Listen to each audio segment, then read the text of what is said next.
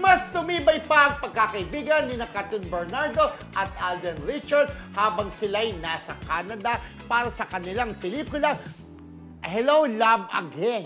Ayon sa aktor, naging malalim ang kanilang samahan dahil sa madalas nilang usapan tungkol sa personal na buhay na nagpapahiwatig na hindi lang sa trabaho umiikot ang kanilang relasyon.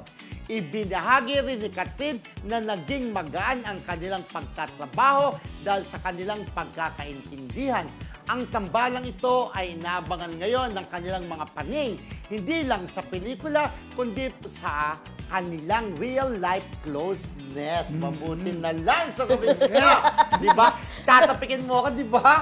Talagang naalala pa nila yung scene. Pero ito po, sabi nga po ni Catherine at saka ni Alden, mas naging close sila, mas sila yung nakilala nila isa't isa. Sabi ni Catherine, safe to say daw na compared to Hello Love Goodbye to Hello Love Again, parang malaki daw ang change, yung comfortability daw nila sa isa't isa ay talagang mas lumalim. Sabi naman ni Alden Richards na kaya na raw nilang mag-usap ng dalawa lang sila at kaya na nilang pag-usapan ang kahit anong bagay.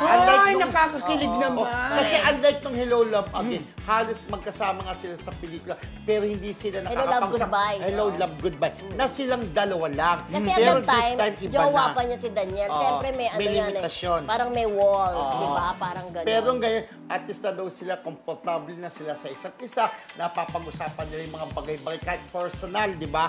Mas maganda kasi yan pag pareho kayong single, talaga. Diba? Mas open kayo, di ba? Kaya nga, meron na time na holding hands na sila. Unlike before, yung sila pa ni si Catherine at si Daniel, hindi po pwede mag-holding hands kahit na for the sake ng kanilang pelikula. Kasi yung mga may mga yakap-yakap na rin ngayon, di ba? Hindi naman natin dating Katniel, pero ngayon talagang ito na, cut din na talaga ngayon. At nagagawa na nila yung mga hindi nila nagagawa before. At saka kayo naman, ano bang ibig sabihin?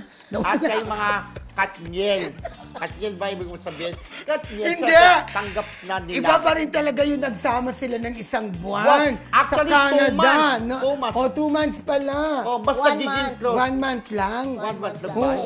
Kasi umalis July 25 eh. Bumalik ng August 26. 1 month, diba? I raised my case. 1 month, diba?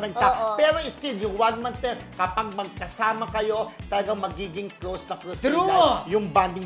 Parang tayo, diba? Pag nasa abroad tayo, mas dahil tayo nagiging close. Actually, tayo nga isang kwarto. sa abroad, kahit isang linggo lang, pag may nakasama tayong iba, close na tayo agad. Correct! Ano pa kung 1 month?